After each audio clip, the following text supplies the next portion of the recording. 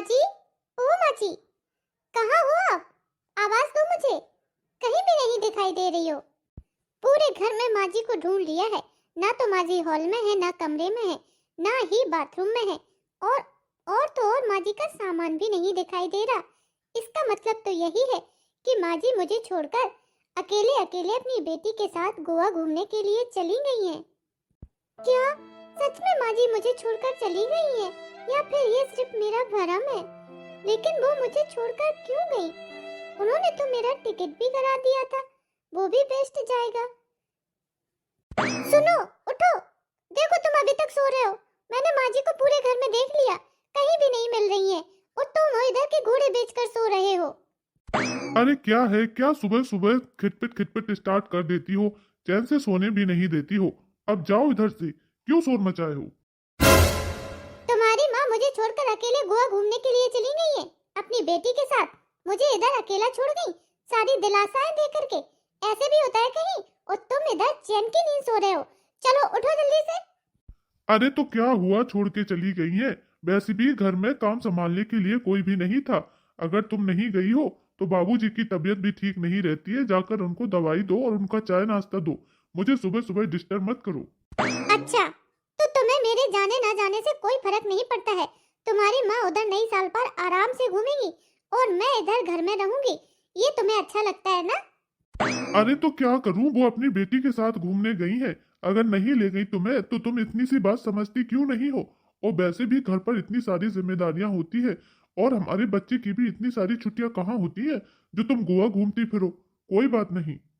अब जाओ, जगह तो दिया ही है मुझे। जाकर मेरे भी चाय नाश्ते का इंतजाम करो। और हाँ, आज नाश्ते में मैं पोहा खाऊंगा। आपको तो कुछ फर्क ही नहीं पड़ता है। ऐसा लगता है कि कभी कभी आप भी अपनी माँ से मिले हुए हैं। मेरे लिए तो आपको कोई फर्क ही नहीं पड़ता। और तुम्हारी माँ, वो तो मुझे कितनी चालाकी दिखाती है, आपने देखा नहीं? अरे उन्होंने रात में ही पूरी कचौड़ी और अपना सारा खाने पीने का सामान मुझसे बनवा लिया था, जिससे सुबह उठकर उन्हें लेके जाना ना पड़े। अरे रात में ही अपना सारा सामान पैक कर लिया। मैं रसोई में देखकर आई हूँ, कुछ भी नहीं रखा, एक भी लड्डू छोड़कर नहीं गई है, सब कुछ ले गई। अरे मैं ही तुम्हारी माँ की चालाकियों को नहीं समझ पाई हूँ। ओफो, फिर वही बात। अगर माँ खाने पीने का सामान ले गई है तो रसोई तो साथ नहीं ले गई है। डब्बों में सामान अभी भी भरा होगा, जाके दोबारा से बना लो। उसमें क्या है? जाओ अब यहाँ से। जब मेरा नाश्ता बन जाए तो मुझे जगह देना, तब तक सोने दो आराम से। इस घर में सबको मेरी जरूरत सिर्फ अपनी जरूरतों को पूरा करने के लिए ही है। बाकी तो मेरी इस घर में कोई वैल्यू नहीं है। माँ जी को जाना था तो चली जाती, मुझसे साफ साफ मना कर देती। झूठ क्यों बोला उन्होंने कि मेरे फ्लाइट के टिकट करवाए हैं? कितनी चालाकी की, रात में ही सारा खाना बनवा लिया। ऐसे भी कहीं होता है क्या? माँ जी और दीदी हमेशा ही मेरे साथ ऐसा करती हैं। इधर मार्केट भी जाना होता है तो दोनों लोग खुद ही चली जाती हैं, मुझे कभी नहीं ले जाती। अगर मैं उनसे कोई सामान भी मंगाऊं तो पूरे बाजार में उन्हें मेरा सामान ही नहीं मिलता है। अगर कहीं घूमने जाना हो तो भी नहीं जाने देती हैं। किसी की सरमाइके में शादी वगैरह हो तो भी यह कहकर नहीं जाने देती हैं कि तुम्हारे ससुर जी की तबीयत खराब है, उनकी देखभाल कौन करेगा। मैं तो पूरे एक साल से मायके भी नहीं जा पाई हूँ, पापा जी की तबीयत की वजह से। मम्मी जी कहती हैं कि तुम मायके चली जाओगी तो उनकी देखभाल कौन करेगा। मेरे तो घुटनों में दर्द होता है, तो फिर मैं उनकी देखभाल नहीं कर पाऊंगी, घर का खाना पीना भी नहीं बना पाऊंगी। लेकिन जब वो गोवा गई हैं, तब तो उनकी सारी तबीयत ठीक हो गई है, घुटनों का दर्द भी गायब हो गया है, फटाफट से घूमने के लिए भी चली गई। अब तो उनका कुछ भी दर्द नहीं हो रहा था। जबकि घर में रहती है तो उनका कुछ ना कुछ दर्द होता रहता है और वह कुछ भी काम नहीं करती है। सारी घर की जिम्मेदारियां बहू के कंधों पर डाल दी हैं। बस बहू इस घर की नौकरानी बनकर घर के सारे काम करती रहे, जिम्मेदारी निभाती रहे और मुंह से उफ तक ना करे। और जो बात मुझे सबसे ज्यादा दुख देती है वो तो ये है कि मेरी सास और ननद जो करती हैं सो करती हैं। मेरे पति को भी इन सब बातों से कोई फर्क नहीं पड़ता है। उनके भी बस घर में काम होने चाहिए, कपड़े धुल दो, प्रेस कर दो, समय से चाय नाश्ता दे दो, घर की साफ सफाई कर दो, बच्चे संभाल लो, पापा जी को देख लो, मम्मी जी के घुटनों में मालिश कर दो। बस जिम्मेदारियां निभाते रहो तो सबके अच्छे बने रहो। कभी अगर कुछ कहती हूँ तो सब मेरे साथ चालाकी करते हैं। शादी होने के बाद एक लड़की की जिंदगी कितनी बदल जाती है। उसकी अपनी पर्सनल लाइफ तो कुछ रहती ही नहीं है। सब कुछ ससुराल वालों के हिसाब से ही करना पड़ता है, उनके हिसाब से ही रहना पड़ता है। यहाँ तक कि खाने में क्या खाएंगे सब लोग उसी हिसाब से बनाते हैं। आज तक किसी ने यह नहीं कहा कि जो तुम्हें पसंद है वो बना लो। सबकी फरमाइशें पूरी करते करते अपनी फरमाइशें तो भूल ही गई हूँ। मुझे तो ये भी नहीं याद है कि मुझे खाने में क्या पसंद है, पहनने में क्या पसंद है। माँ जी तो कभी मार्केट भी नहीं जाने देती है। साल में 2 साड़ियाँ ले आती हैं मेरे पहनने के लिए, बस वही पूरे साल पहनती रहती हूँ। अरे रमेश बेटा, आज बहू नहीं है घर पे तो मुझे चाय नाश्ता मिलेगा कि नहीं मिलेगा? उठो, मेरे लिए चाय नाश्ता बना के लाओ। बहू होती तो अभी तक मुझे गर्मा गर्म चाय और नाश्ता बना कर दे देती। तुम्हारे राज्य में देखो मुझे बोलना पड़ रहा है, इंतजार करना पड़ रहा है। रमेश, ओ रमेश। ओफो, ये पिताजी भी सुबह से कितना शोर मचाने लगते हैं, चैन से सोने नहीं दे रहे हैं। अरे जब तुम्हारी बहू नहीं गई है तो मुझे क्यों आवाज दे रहे हो? अरे कहाँ हो तुम? सुनाई तो दे रहा होगा, बाबूजी आवाज दे रहे हैं, उनको चाय नाश्ता दे दो। हे भगवान, आज तो कोई मुझे चैन से सोने ही नहीं दे रहा है। आप कोई मुझे आवाज नहीं देना। रमेश, ओ रमेश, जल्दी से चाय लाओ मेरी। ये लो बाबूजी चाय। बहू तुम अपनी सास के साथ तो घूमने के लिए जाने वाली थी। वो कहाँ, कौन सी जगह बताई थी? गोवा, गोवा जाने वाली थी, तो मैं गई नहीं फिर? नहीं पिताजी, नहीं गई। क्यों बहू, क्यों नहीं गई? तुम्हारी सास गई है कि वो भी नहीं गई? पिताजी, माँ जी और दीदी तो चली गई। सुबह ही 4 बजे, 4:30 बजे निकल गई थी। फिर तुम क्यों नहीं गई बहू? क्या हुआ, तैयारी नहीं थी तुम्हारी? हाँ, क्या वजह थी? या फिर मेरी तबीयत की वजह से नहीं गई थी? अरे मैंने तो कल ही बोल दिया था सबको कि मेरी तबीयत की चिंता मत करो। अब धीरे धीरे मेरी तबीयत ठीक हो रही थी। और फिर घर में रमेश तो था, और मैंने तो अपनी बहन सुधा को भी फोन कर दिया था आने के लिए।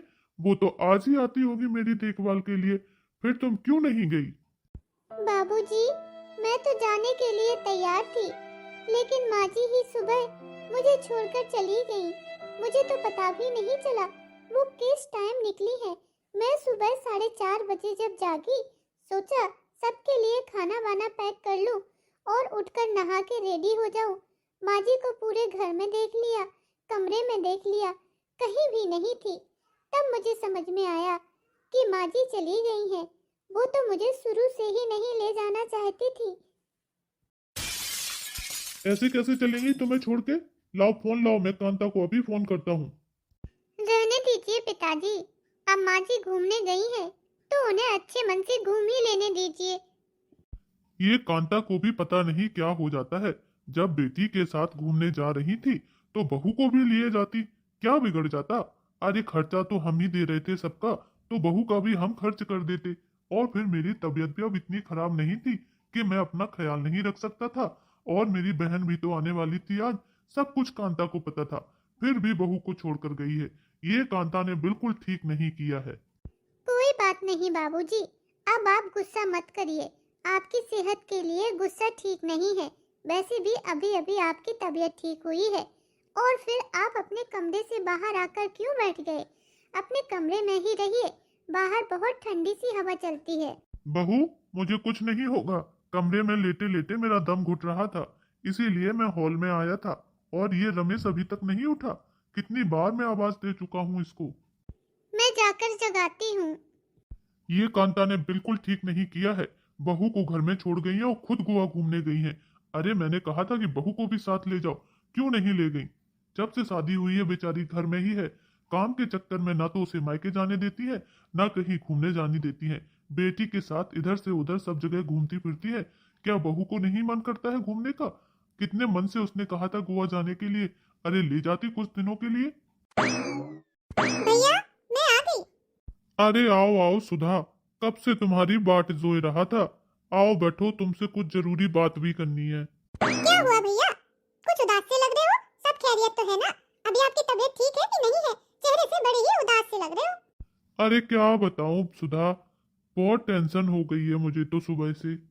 अरे भैया, मुझे भी बताओ ऐसी क्या बात हो गई। अरे आपकी तबीयत की बात है तो मैं देख लूंगी। अच्छा हुआ जो भाभी बहू को लेकर घूमने के लिए चली गई, बेचारी कहीं आती जाती भी तो नहीं है ना।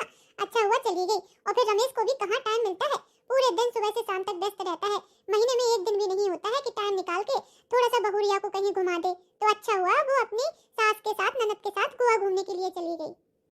अरे सुधा, टेंशन की बात तो यही है कि बहुरिया घूमने के लिए नहीं गई है, सिर्फ कांता और मेरी बेटी गई है घूमने के लिए। बहुरिया तो घर में ही है। क्या बात कर रहे हो भैया, बहुरिया घूमने के लिए नहीं गई और कांता उसे छोड़ के भी चली गई। कल ही तो बहुरिया का मेरे पास फोन आया था कि बुआ जी आप आ जाना बाबूजी के पास उनकी देखभाल के लिए, और वो तो कितनी खुश थी, बैग बैग भी लगा लिए थे। ऐसा क्या हो गया जो कांता चली गई और बहुरिया को नहीं ले गई? ये लो बाबूजी आपका खाना। प्रणाम बुआ जी, आप कब आई? अरे बस बहुरिया अभी आए। बहुरिया तुम क्यों नहीं गई गोवा घूमने के लिए अपनी सास के साथ? बस बुआ जी, नहीं गई। मैं आपके लिए चाय लेकर आती हूँ। देखो भैया, बहू कितनी उदास है। इतनी उदास तो मैंने उसे कभी नहीं देखा। जब भी आती थी उसके चेहरे पर एक अलग ही हंसी रहती थी, पूरे दिन हंसती खिलखिलाती रहती थी। अब देखो कितनी शांत हो गई है। ये भाभी भी ना पता नहीं ऐसा क्यों करती है। बेचारी साल भर से कहीं गई भी नहीं है तो कम से कम अपने साथ ही लिए जाती। अब देखो घर की जिम्मेदारियां तो कभी खत्म ही नहीं होती है। बहू के लिए बहुत सारी जिम्मेदारियां होती है। तुम बिल्कुल सही कह रही हो सुधा, अब मुझे ही कुछ करना पड़ेगा। ये लो बुआ जी चाय। बहू, चाय को छोड़ो, ये लो, मैंने तुम्हारे और रमेश के गोवा जाने के टिकट करवाए हैं। आज शाम के ही हैं, तुम दोनों निकल जाना। और मैंने रमेश से भी बात कर ली है, उसने भी 4 दिन की छुट्टियां ले ली हैं। क्या बाबूजी, आपने हमारे गोवा जाने के टिकट करवाए हैं? अरे हाँ बहू, भैया बिल्कुल ठीक कह रहे हैं। अब तुम भी गोवा जाओ, नई साल पर घूम कर आओ रमेश के साथ। बहू कपड़े तो तुम्हारे लगे ही रखे हैं, जो कुछ खरीदना है भैया से पैसे ले लो, जाओ बाजार चली जाओ, नहीं तो चलो मैं चलती हूँ, ले आओ जो कुछ लेना है और आराम से रमेश के साथ गोवा घुमाओ नई साल पर। अच्छा लगेगा तुम्हें भी। ठीक है बुआ जी। थैंक यू बाबूजी, थैंक यू बुआ जी, जो आपने हमारे लिए इतना सोचा। कोई बात नहीं बहू, ये तो हमारा फर्ज बनता है। वो तो तुम्हें कांता के साथ ही चले जाना चाहिए था, लेकिन कोई बात नहीं, अब तुम रमेश के साथ चली जाओ। वैसे भी रमेश को छुट्टियां कहाँ मिलती है, मैंने उससे जबरदस्ती छुट्टी दिलवा दी है। माँ वो देखो, उधर ऐसा क्यों लग रहा है? भैया भाभी जा रहे हैं। कहाँ कहाँ? मुझे तो कोई नहीं दिखाई दे रहा। चलो हटो, चलो हम अपना गोवा घूमते हैं। काय को फालतू की बातें करती हो तुम इधर? वो कहाँ से आ गए? हम तो घर पे छोड़ आए उन्हें। अरे माँ आगे देखो, आगे देखो, ये हाफ पैंट में ऐसे लग रहा है भैया खड़े हो। वो आगे देखो भाभी सी लग रही है। हटो दिखाओ, मैं देखती हूँ, तुम पीछे हो। ये जा रहा है, इनकी बात कर रही हो। अपना रमेश कहाँ से ये अद्धा पहनने लगा? वो तो पूरे पैंट पहनता है, और क्या पचरंगी पहन रखी है इसने ये शर्ट। कहीं ऐसे होता है क्या अपना रमेश? और ये तो कैप वैप लगाया है बहुरिया। ये अपनी बहुरिया नहीं है, अपनी बहुरिया कैप क्यों लगाए? अम्मा तुम मानो न मानो, मुझे तो भैया भाभी लग रहे हैं। चाहे तो एक बार आवाज दे के देख लो। अरे बिटिया ये तेरी गलत फहमी है। क्या आवाज देख ले, कोई और हो तो क्या सोचेगा? चलो हम अपना घूमते हैं, बढ़िया एंजॉय करते हैं गोवा में। अरे उधर ले चल, वो समुंदर के पास वो चेयर पड़ी रहती है ना, हम लोग उधर बैठेंगे आराम से। काय का टेंशन लेना? चलो मत तो तुम आवाज, मैं ही आवाज देती हूँ। सुनो, इस तरफ तो मुझे कुछ दिखाई ही नहीं दे रहा। चलो उस तरफ को चलते हैं, समुंदर के पास, उधर बैठेंगे आराम से। हाँ हाँ ठीक है, आ जाओ, उस तरफ चलते हैं। ए सुनो सुनो, तुम भाभी हो हमारी? तुम भैया हो क्या? अरे क्यों फालतू की बातें कर रही है? तुम्हें कोई गलत फहमी हुई है? इधर तुम्हारे भैया भाभी क्या करेंगे? वो तो घर पे है, चाहे फोन लगा के देख लो। चलो हम उसी साइड चलते हैं जहाँ समंदर है। देखो देखो देखो माँ, मैंने कहा था ना कि भैया भाभी जैसे लग रहे। देख लो सामने खड़े हैं, भैया भाभी है। और ना मानो मेरी बात। हैं? तुम लोग इधर कैसे आए और कब आए? कहीं मैं कोई सपना तो ना देख रही हूँ? और बहुरिया, ये तुमने अपनी क्या वेशभूषा बना रखी है? ये चश्मा वश्मा लगा के हैं और टोपी ओपी लगा के बड़ा तुम स्टाइल में घूम रही हो। और भैया तुमने ये कब से पचरंगी ड्रेस स्टार्ट कर दी? अरे मम्मी जी मेरी छोड़िए, ये बताइए, मैंने तो चश्मा और कैप ही लगाई है, पर आपने ये फ्रॉक कब से पहननी शुरू कर दी? हाँ कितनी फनी लग रही हो फ्रॉक में। वो तो मेरी बेटी ने दी थी, सो मैंने पहन ली। अब इतने दूर गोवा घूमने आए तो साड़ी थोड़ी ना पहनेंगे। हाँ माँ जी वही ना, अब इतने दूर गोवा घूमने आए हैं तो थोड़ी तो स्टाइल दिखाएंगे। आपसे कहा था कि मेरे लिए एक कैप और चश्मा ले आना, आपसे तो लाते नहीं बना, तो मैंने खुद ही खरीद लिया इधर आकर के। देखो मैं कितनी अच्छी लग रही हूँ माँ जी। अब मैं पूरा गोवा घूमूंगी, देख लेना आप। माँ जी आप तो कल वापस जा रही हैं और हम तो अभी 4 दिन और गोवा में रुकेंगे।